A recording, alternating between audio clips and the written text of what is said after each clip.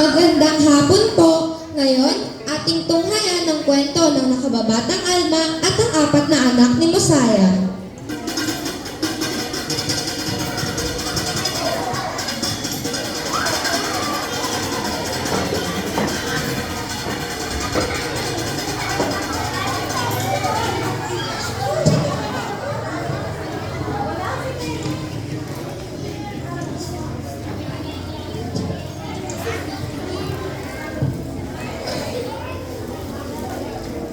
Nasaan na?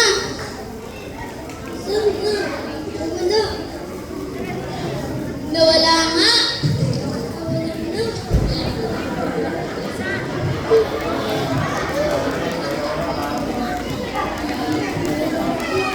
Nawala na. Tara, hanapin natin. Nakatakas si Alma sa mga kawal at natagpuan niya ang apat na anak ni Mosiah.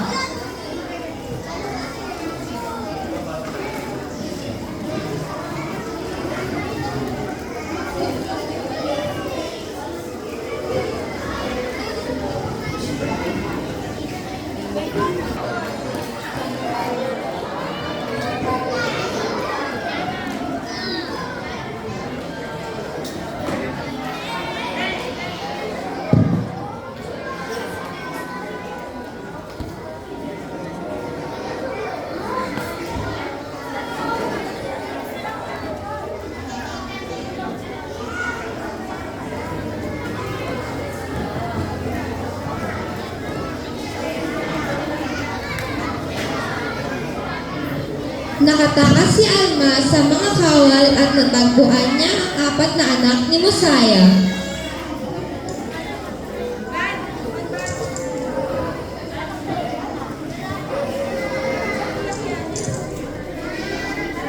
Alma!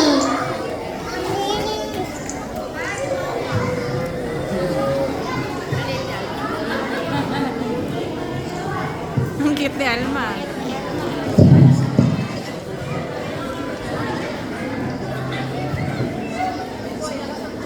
Sinain natin ang simbahan ng Diyos! Sige!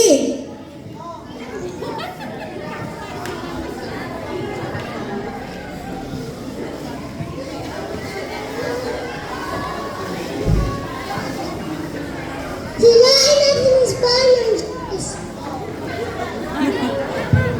Sinain natin ang simbahan ng Diyos!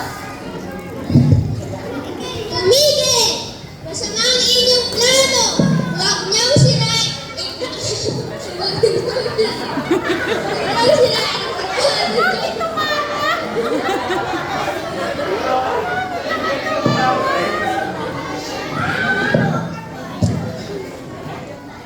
Tumigil!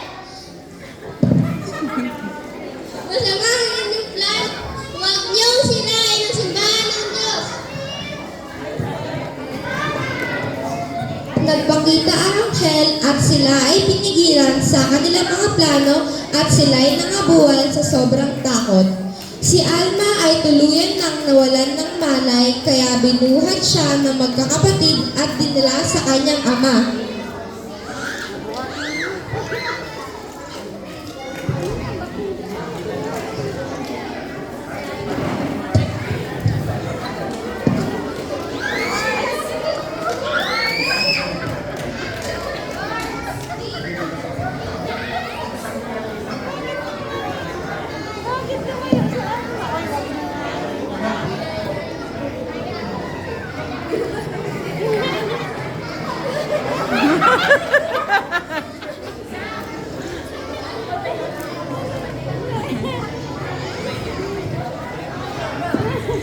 Ano ang nangyari?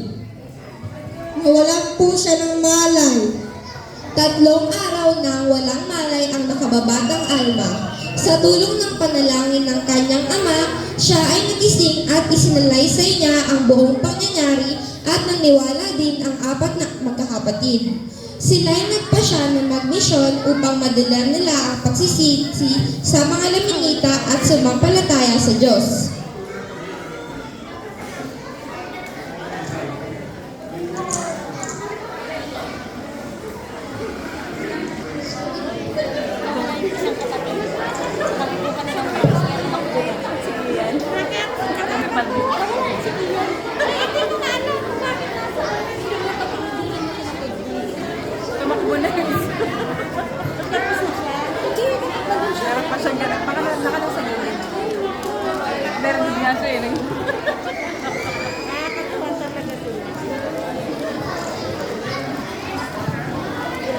imagine ko na sa doon sa likod nagkagulo-gulo.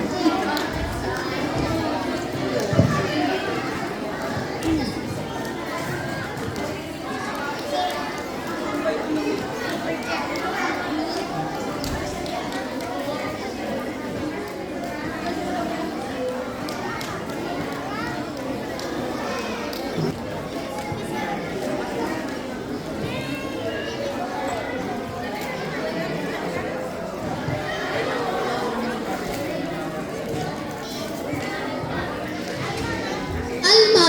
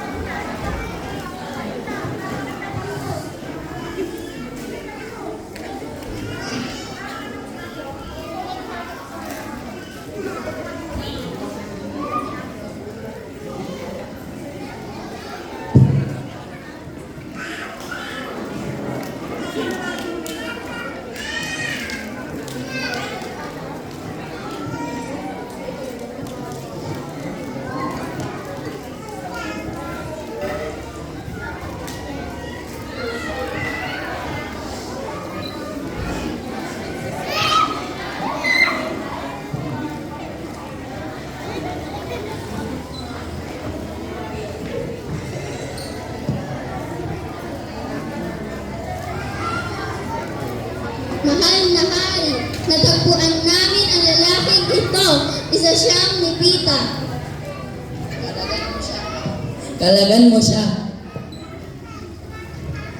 Natutuwa ako sa'yo. Nais mo bang mapangasawa ang isa sa aking mga anak?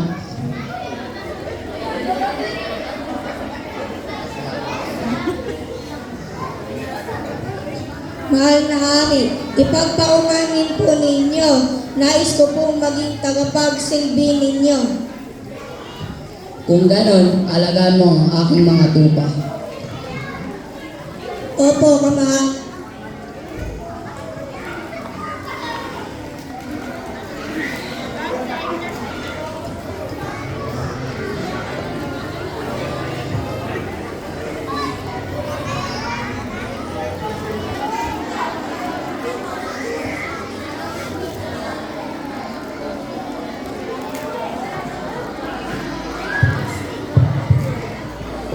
Sawahin ang anak ng hari, kaya ginawa siyang tagapag-alaga ng mga tupa ng hari.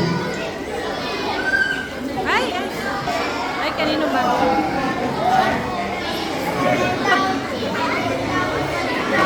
Yung tupat, bumalantok na.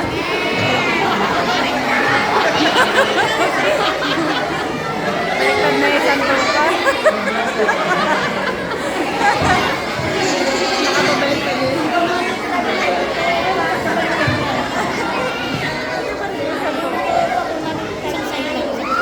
Ah, isang side.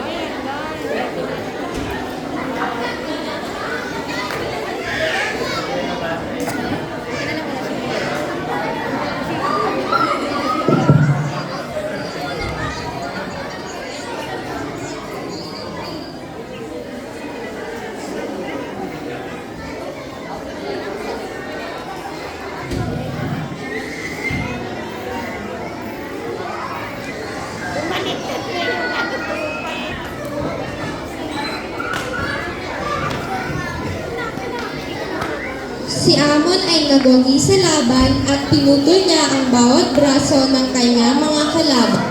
Nagbago ang paniniwala ng hari at kanyang buong sambayanan. Isinuko nila at inilibing ang kanilang mga sandata at sila ay nagsisi at sumampalataya sa Diyos.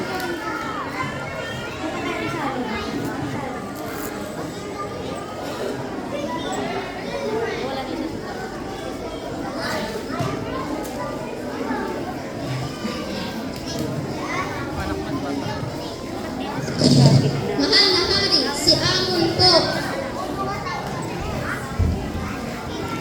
Hindi na siya nakita.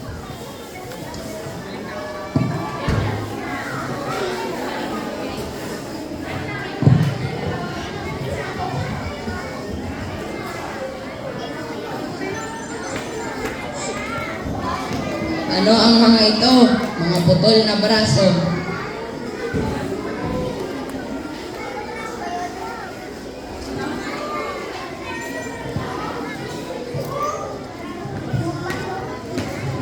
Kung ganon, totoo na may dakilang espiritu, tawagin mo siya.